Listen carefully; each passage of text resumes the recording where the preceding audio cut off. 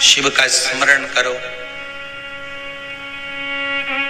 पूर्णिमा के दिन चावल का एक आखा दाना जानते हो, पूरा खंडित चावल नहीं, कितना चावल, एक दाना चावल का शंकर भगवान के शिवलिंग पर समर्पित करिए। एक बेलपत्र जिसका डंडी का मुख अपनी ओर हो, जहां से चावल चढ़ाया है, उस चावल के ऊपर अपनी कामना कर रख दीजिए और चंद्रमौली भगवान का स्मरण करिए। कौन से भगवान? शंकर भगवान का सर्वश्रेष्ठ सुंदर नाम है चंद्रमौली। चंद्रमौली भगवान का स्मरण करिए। अपनी कामना कर बेलपत्र समर्पित कर शिव जी पर एक लोटा पानी, एक जल पात्र समर्पित करो, कलश से जल चढ़ा दीजिए। नैनों में वो जल लगाकर अपनी कामना कर वापिस घर को आइए। अगली पूर्णिमा आएगी, जो कामना करी है मेरा चंद्रमौली भोलेनाथ उसे पूर्ण कर ही देगा। आप सभी को सुंदर पूर्णिमा की बहुत बहुत बधाई हो। बाबा विश्वनाथ की कृपा आप पर सदा बनी रहे। आ गया पूर्णिमा की रात्रि। बड़े से बड़ी बीमारियां, बड़े से बड़े रोग, बड़े से बड़े कष्ट इस पूर्णिमा की रात्रि को छूट जाते हैं। दमे की बीमारी, श्वास की बीमारी, अनिद्रा की बीमारी, रात्रि को जगना, ये सारी बीमारियां पूर्णिमा की रात्रि को अगर व्यक्ति अपने जीवन को सुखमय बनाए, अपने जीवन को आनंदमय बनाए तो सब छूट सकता है। पूर्णिमा की रात्रि को पीपल के पत्ते 5 लेकर उसके ऊपर खीर डालकर रात्रि को खा लेने से महाराज दमे की बीमारी, श्वास की बीमारी रुक जाती है।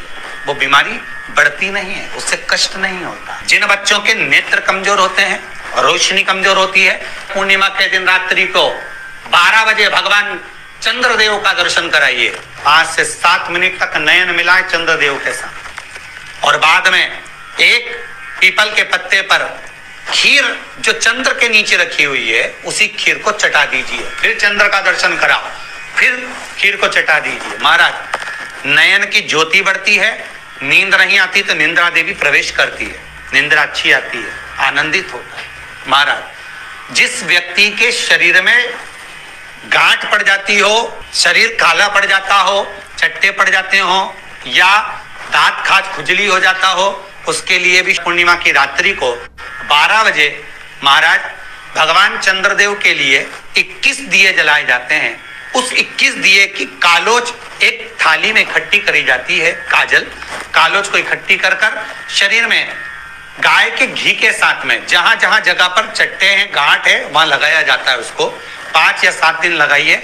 उसके बाद में रोज प्रतिदिन लगाने के आधे घंटे बाद स्नान कर लीजिए, आराम लगना प्रारंभ हो जाता है। आज पूर्णिमा की रात्रि से लेकर कार्तिक पूर्णिमा की रात्रि के बीच में जो दामोदर भगवान का, कृष्ण का, शिव का मंगल आनंद करेगा, अभिषेक करेगा, पूजन करेगा, स्मरण करेगा, उसके सारे दुख दरिद्र दूर हो जाएंगे।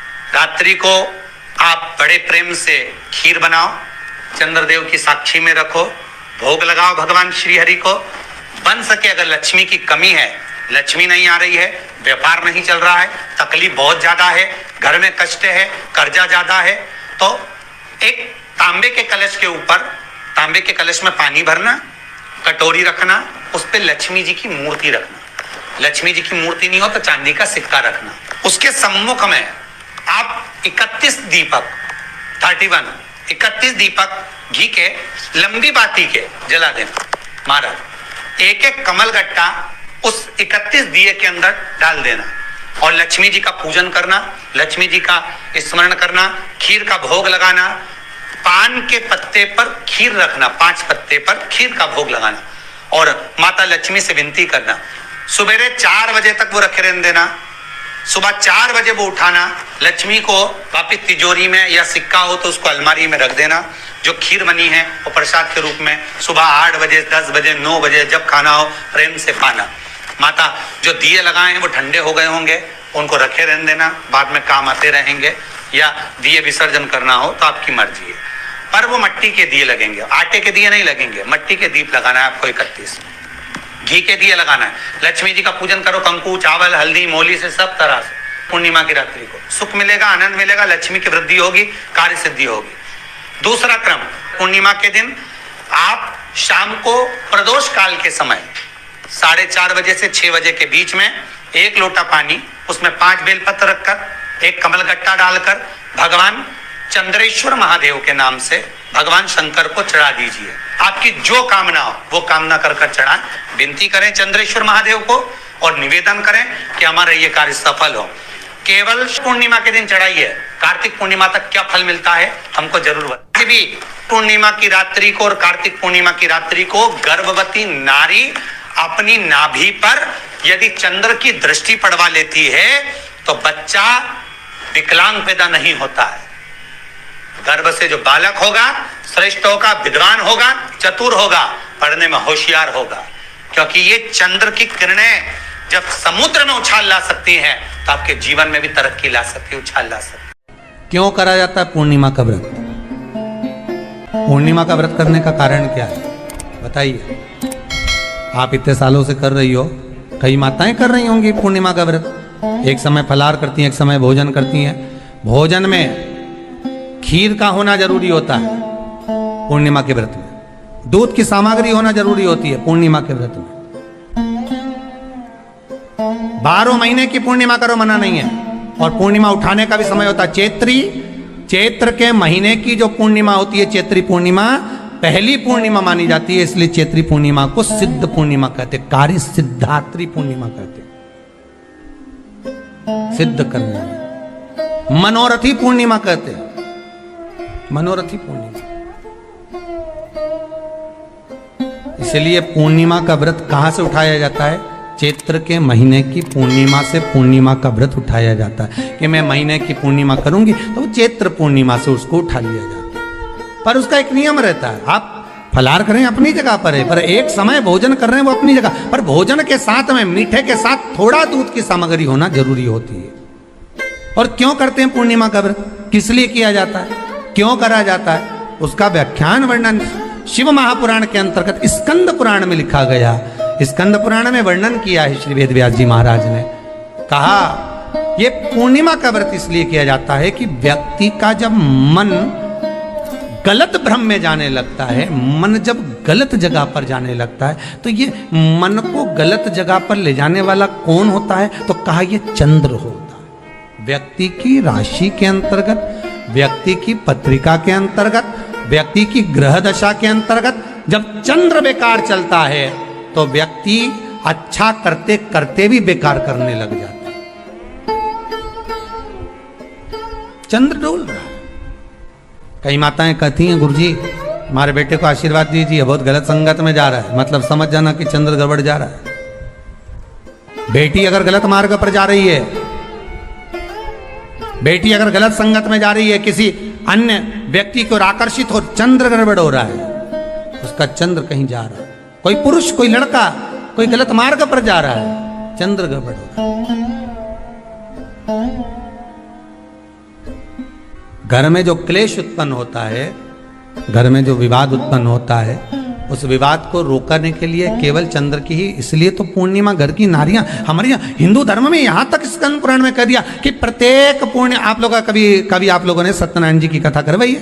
जितने लोग आस्था चैनल पर कथा सुन रहे हैं, जितने लोग फेसबुक यूट्यूब पर कथा सुन रहे हैं, यूट्यूब पर कथा का श्रवण कर रहे हैं, उनने कभी सत्यनारायण की कथा करवाई होगी। तो उसमें लिखा है हर कार्तिक, हर पूर्णिमा को, हर संक्रांति को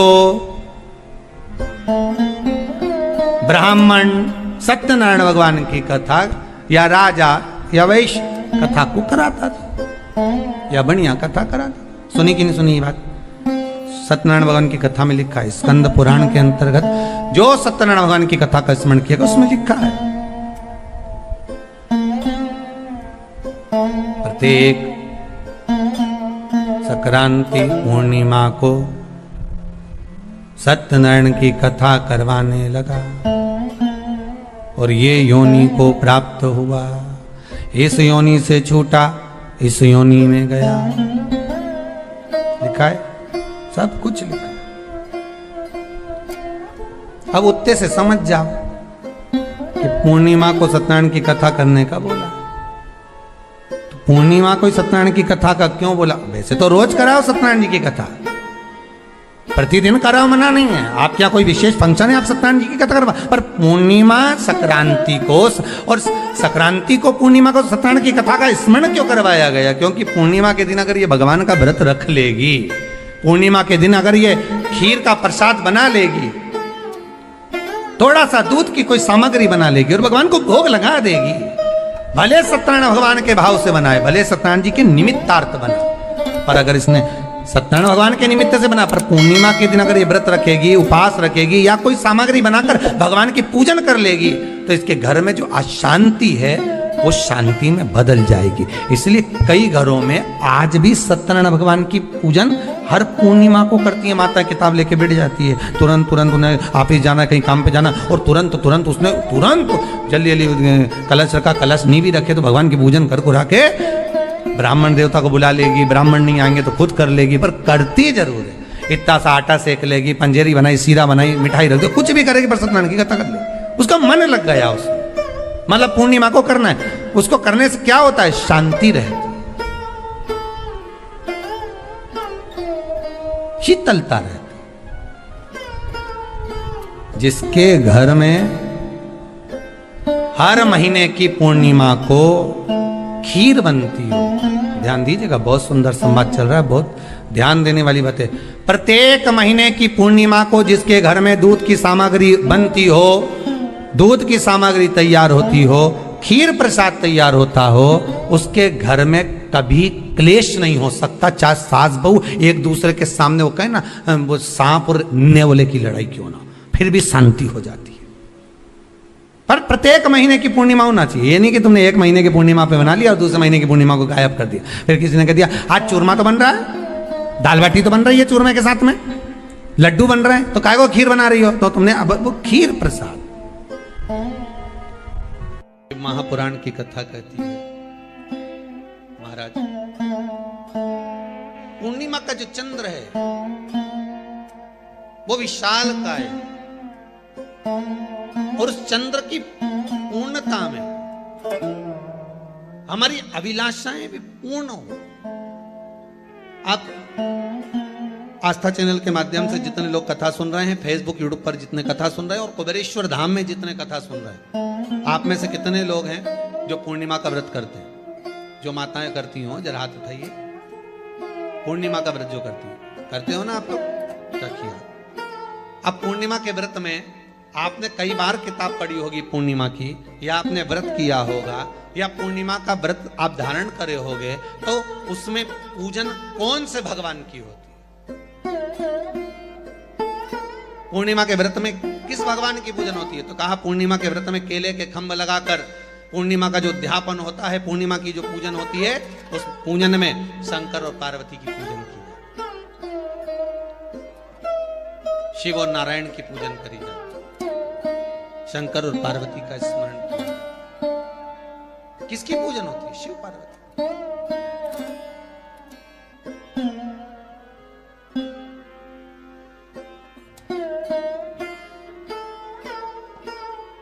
क्यों शंकर और पार्वती का पूजन क्यों करा जाता है पूर्णिमा के व्रत में? क्योंकि शिव और माता पार्वती ही केवल एक ऐसे हैं जिन्होंने अपूर्ण लक्ष्मी को भी पूर्ण बना दिया था। किसको पूर्ण बनाया है? लक्ष्मी। शरद पूर्णिमा के दिन अगर आप शंकर भगवान को एक लोटा पानी अगर शिव को समर्पित कर रहे हो, श्वेत पुष्प को रखकर शंकर जी के ऊपर सफेद फूल को चढ़ाकर अगर एक लोटा जल भी, एक पात्र जल भी शंकर को समर्पित कर रहे हो, तो ये लक्ष्मी के लिए ही तो कर रहे हो। और कौन सी लक्ष्मी? पूर्ण लक्ष्मी। पूर्ण लक्ष्मी। आपको पहले भी कथा में कहा, एक बार भगवान विष्णु के सामने लक्ष्मी मैया ने बहुत तेज स्वर में कह दिया था, नारायण, दुनिया के लोग आपका नाम जपते हैं, दुनिया के लोग नारायण नारायण कहते हैं, दुनिया के लोग आपका भजन करते हैं, पर सत्य मायने में कहूं ना तो मेरे बिना दुनिया के लोगों की नहीं चल सकती। मेरे बिना दुनिया नहीं चल सकती, संसार मेरे बिना नहीं चल सकता। भगवान विष्णु ने कहा ये तो गलत है लक्ष्मी आपका कहना। एक दिन लक्ष्मी को अहंकार आ गया, अहंकार के संबोधन जब माता लक्ष्मी करने लगी तो भगवान उसी समय पर भगवान विष्णु को क्रोध आ गया और भगवान विष्णु ने कह दिया लक्ष्मी तो इतनी बड़ी बड़ी बात कहती है कि तेरे बिना नहीं रह सकती संसार। मैं तुझे कहता हूं लक्ष्मी तू अपूर्ण है, तू अपूर्ण है, तू पूर्ण कब हो गई?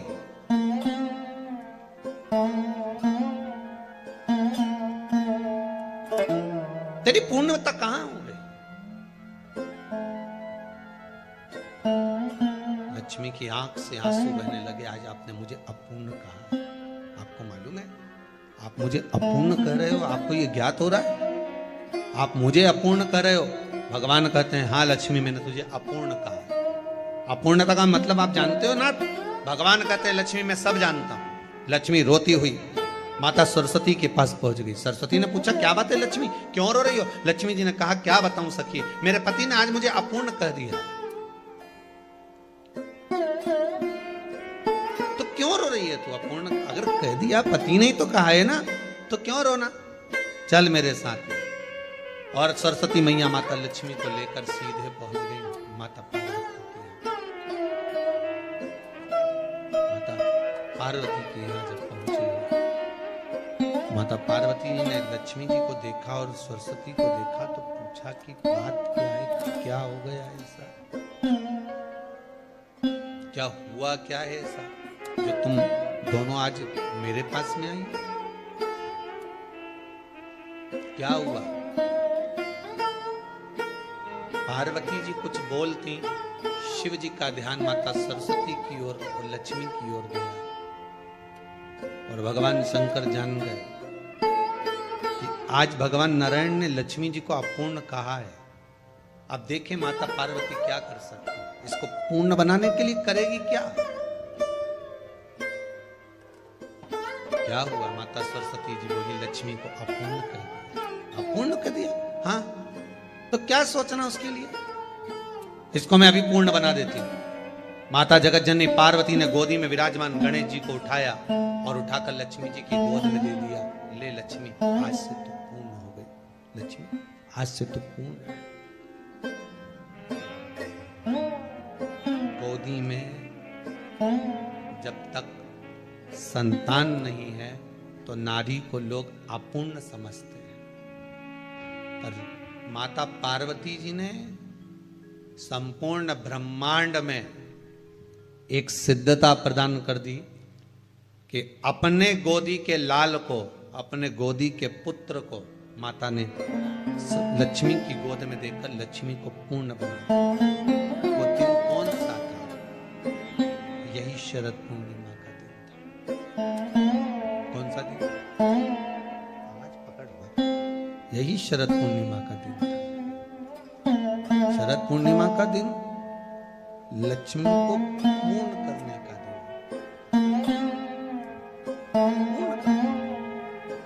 केवल अमृत ही नहीं बरसता, शरद पूर्णिमा के दिन लक्ष्मी भी बरसती।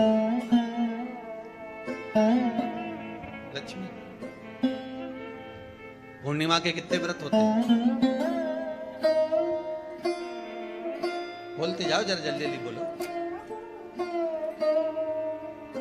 पूर्णिमा के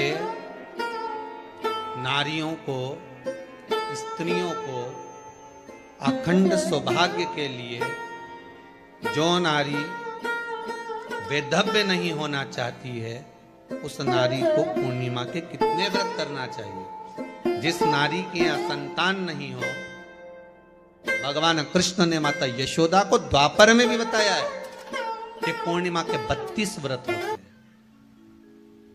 कितने व्रत होते हैं? 32।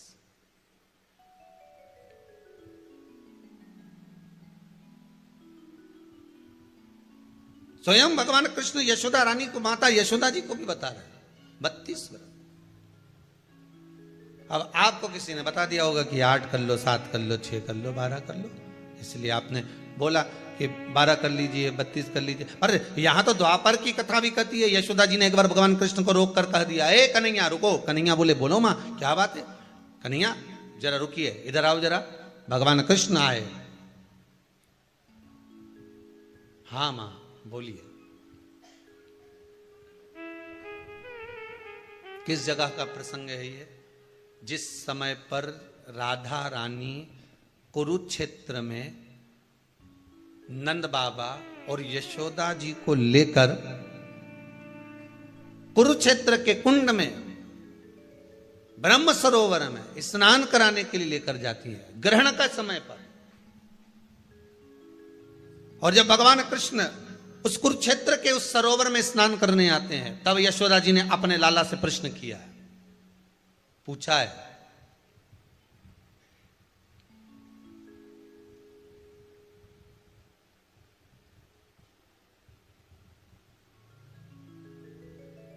कि नारी वेधव्य होकर ना मरे,